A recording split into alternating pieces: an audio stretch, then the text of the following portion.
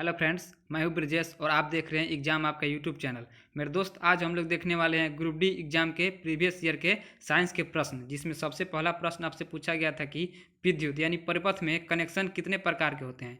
तो विद्युत परिपथ में कनेक्शन आपके मेनली दो ही प्रकार के होते हैं, पहला आपका सीरीज और दूसरा आपका पैरेलल। दूसरा प्रश्न था कि स्थितिज ऊर्जा और गतिज ऊर्जा किसके प्रकार हैं। तो स्थितिज ऊर्जा और गतिज ऊर्जा जो है आपके यह यांत्रिक ऊर्जा के प्रकार है। तीसरा प्रश्न था कि उभयचर का हृदय कितने कक्षीय होता है। तो पहले जान लीजिए कि उभयचर जीव किसे कहते हैं। तो वैसा जीव जो जल और स्थल दोनों जगह जीवित रहता है उसको उभयचर प्राणी कहते हैं। जैसे आपका मेढक एक उभयचर प्राणी है, तो उभयचर प्राणी का जो हृदय होता है वह 3 कक्षीय होता है। यही आपसे पूछा जाए कि मछली का हृदय कितने कक्षीय होता है। तो मछली के हृदय में 2 कक्ष होते हैं।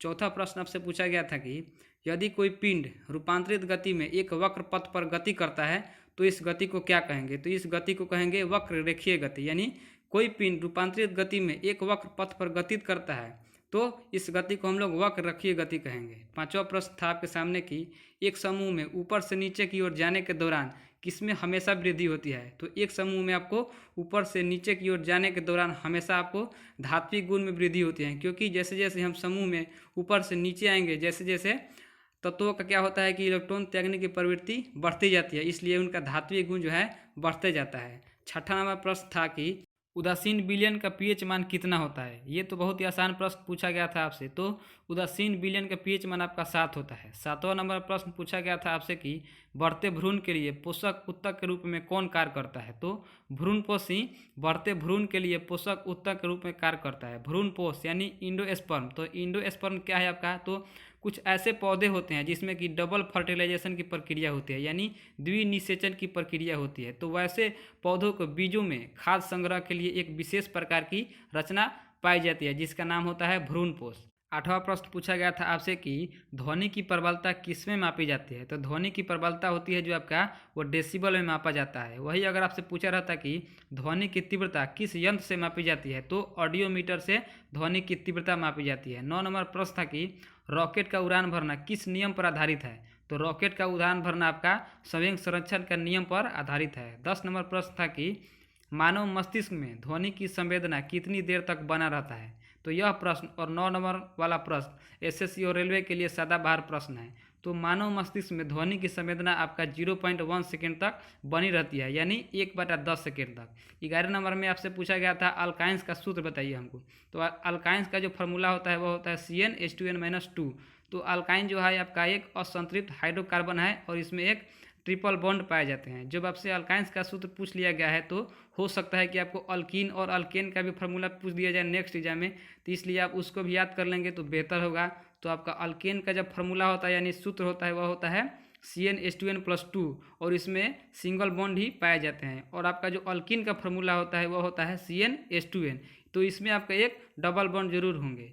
12 नंबर प्रश्न पूछा गया था आपसे कि कौन सी नस शरीर के पूर्ववर्ती हिस्सों से रक्त एकत्र करता है। तो सुपीरियर वेना कावा जो एक नस है जो शरीर के पूर्ववर्ती हिस्सों से रक्त एकत्रित करता है, सुपीरियर वेना केवा। तो ये एक ऐसा नस है जिसकी लंबाई तो छोटी होती है परंतु उसका व्यास थोड़ा ज़्यादा होता है और नसों की अपेक्षा में।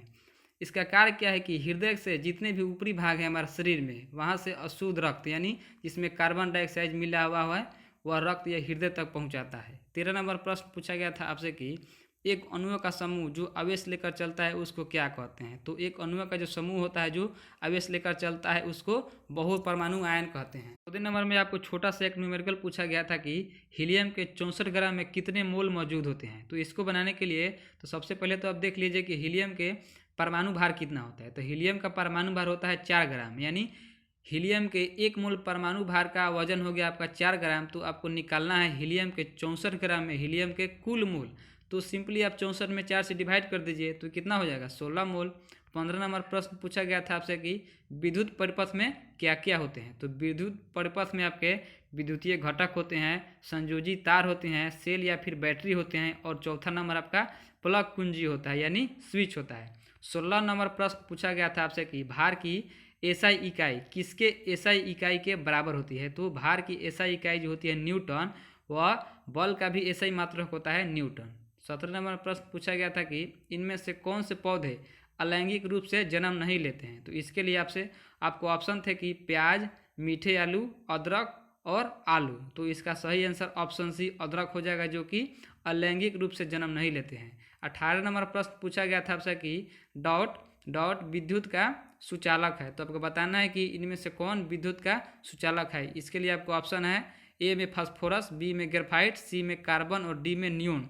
तो इसका सही आंसर ऑप्शन बी यानी ग्रेफाइट हो जाएगा, जो कि विद्युत का सुचालक है। ये एक अपवाद के रूप में है जो अधातु होते हुए भी विद्युत का सुचालक है। 19 नंबर में प्रश्न आपसे पूछा गया था कि डैश डैश का केवल परिमाण होता है, दिशा नहीं, यानी आपसे अदिश राशि का एग्जाम्पल पूछ लिया गया था। तो इसके लिए आपसे ऑप्शन थे ए में कार्य, बी में आवेग, सी में विस्थापन, डी में बल। तो इसका सही आंसर ऑप्शन ए हो जाएगा यानी कार। तो कार आपका एक अदिश राशि है जिसमें केवल परिमाण होता है, दिशा नहीं होती है। 20 नंबर प्रश्न आपसे पूछा गया था कि निम्न में कौन सा क्षार के बारे में सही नहीं है, यानी इसमें आपको बताना है कि क्षार के बारे में कौन सा कथन गलत है। तो आपको ऑप्शन यहाँ से मिल जाता है, यह लाल लिटमस पत्र को नीला कर देता है। तो सही बात है, क्षार जो होता है लाल लिटमस पत्र को नीला कर देता है। बी में ऑप्शन था कि तरल अवस्था यानी जलीय अवस्था में OH माइनस का निर्माण करता है। तो ये भी सही है, तरल अवस्था में क्षार जो होता है वो OH माइनस का निर्माण करता है। सी में ऑप्शन था कि क्षार कार्बनिक पदार्थों को नष्ट कर देते हैं। तो ये भी सही है,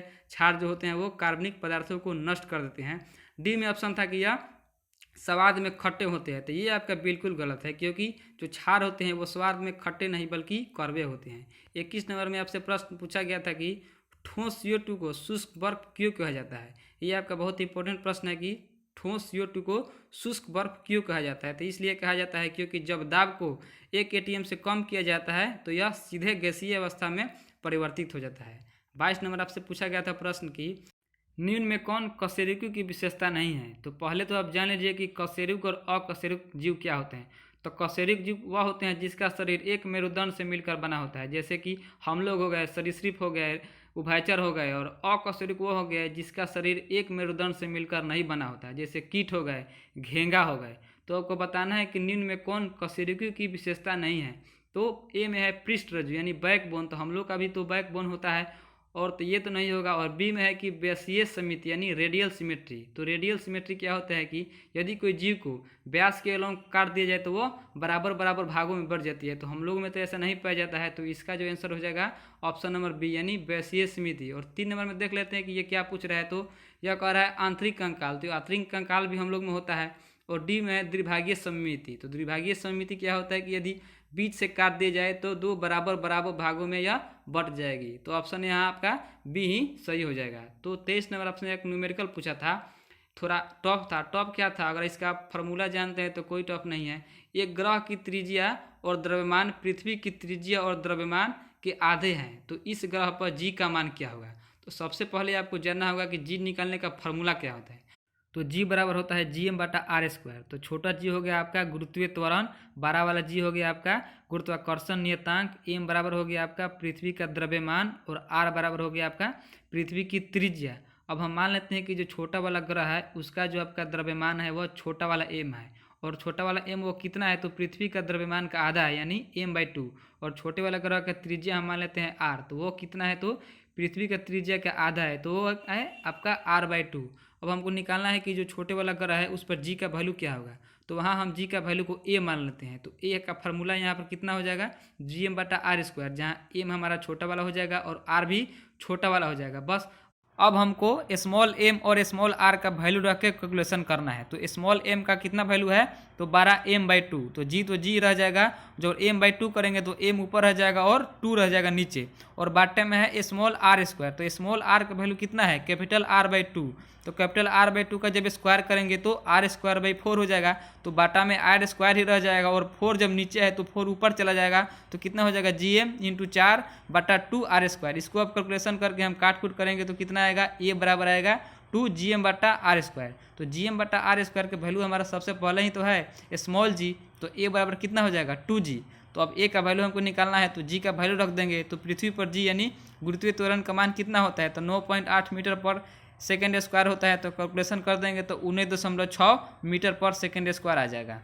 तो आपका निष्कर्ष यही निकला कि यदि पृथ्वी के द्रव्यमान और त्रिज्या को जितना गुना कम करेंगे नए ग्रह की गुरुत्वीय त्वरण का मान उतना गुना ही बढ़ जाएगा। तो यदि आपसे अगली बार एग्जाम में पूछ दिया जाए कि एक ग्रह की त्रिज्या और द्रव्यमान पृथ्वी की त्रिज्या और द्रव्यमान के 1/3 हैं, तो इस ग्रह पर जी का मान क्या होगा, तो बस आप उसको सिंपली 3G करके निकाल लीजिएगा। तो मेरे दोस्त, अगर आपको वीडियो ज़रा से भी पसंद आया हो तो वीडियो कीजिए लाइक, और नए लोग चैनल को सब्सक्राइब कर थोड़ा सपोर्ट भी कर दीजिए।